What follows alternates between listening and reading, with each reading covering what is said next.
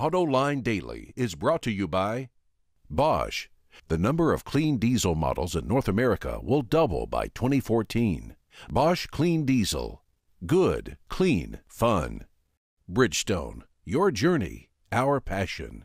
Dow Automotive Systems. Improving durability and increasing design flexibility with Betamate structural adhesives at dowbetamate.com.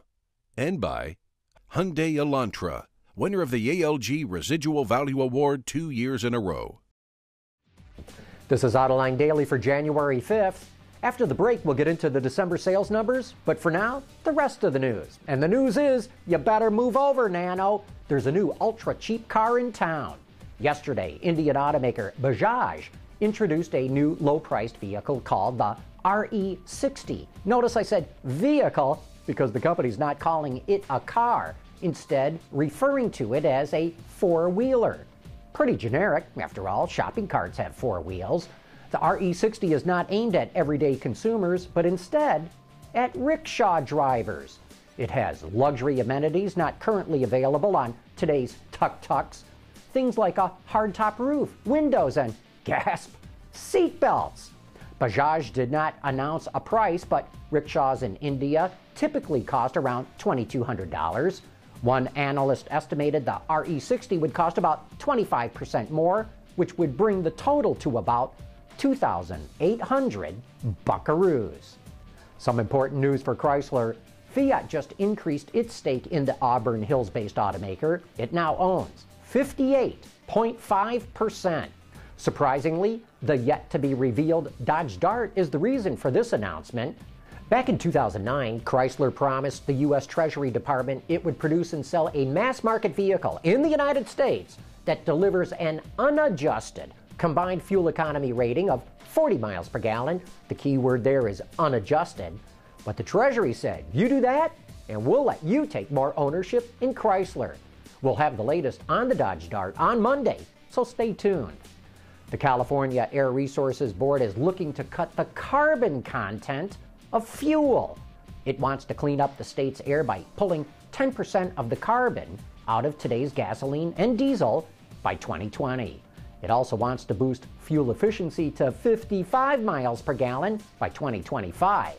And that'll save drivers money at the pump, but of course it's going to cost them thousands of dollars up front when they purchase a new vehicle. Car makers and oil companies are resisting this, with Ford leading the fight. You can bet this is a story we are going to be watching closely. Tata had a big day at the new Delhi Auto Expo, showing off several new vehicles and concepts.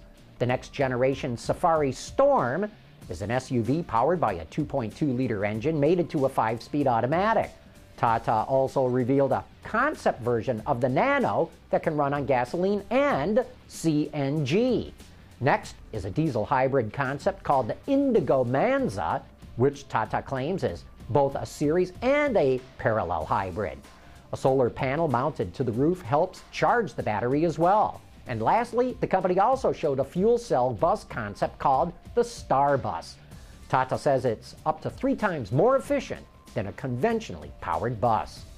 Speaking of new reveals at a car show, BMW is previewing what it will have at next week's Detroit Auto Show.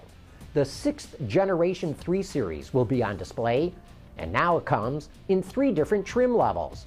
All of its engines feature BMW's twin-power turbo technology and are mated to an 8-speed automatic.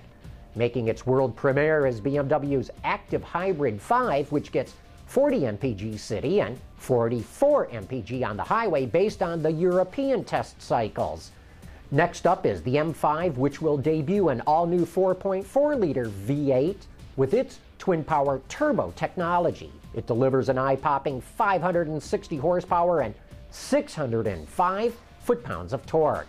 And lastly are BMW's i-Concepts. The i3 is the company's first pure electric, which features a lightweight materials and design, and the i8 is a plug-in hybrid that combines the electric drive system of the i3 with a 3-cylinder engine.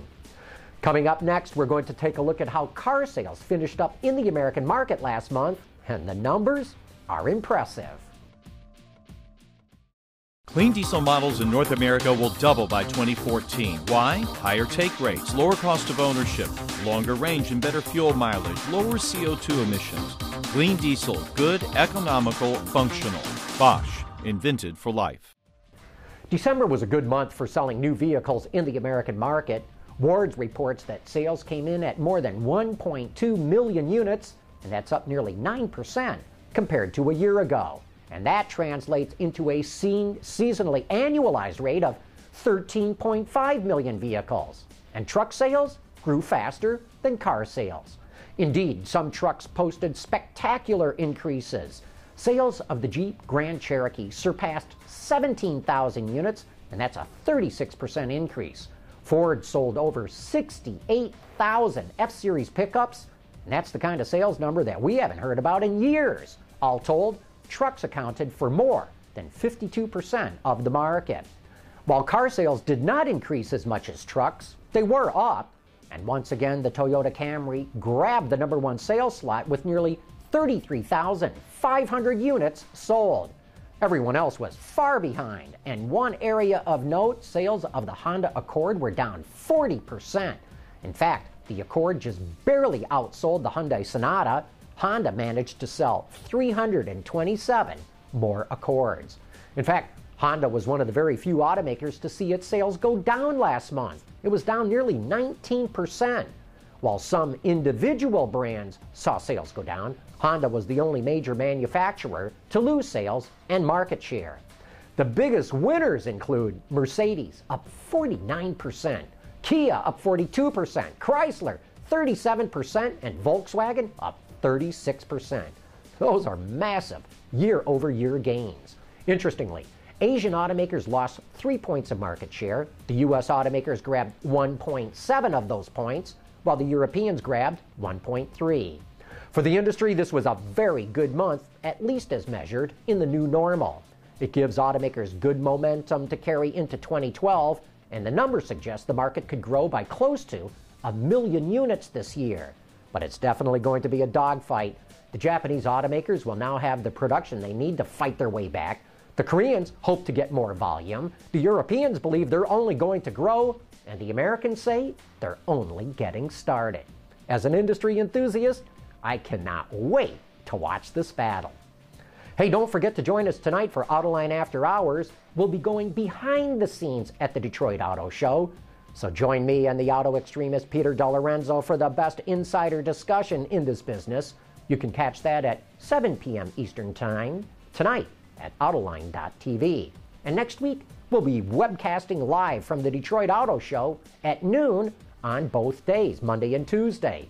The Chrysler Group is our signature sponsor of those shows, and we're going to be interviewing some of the top executives in the industry, as well as showing you the latest cars revealed at the show. And of course, you can catch all that as well at Autoline.tv. But that wraps up today's show. Thanks for watching. We'll see you tomorrow.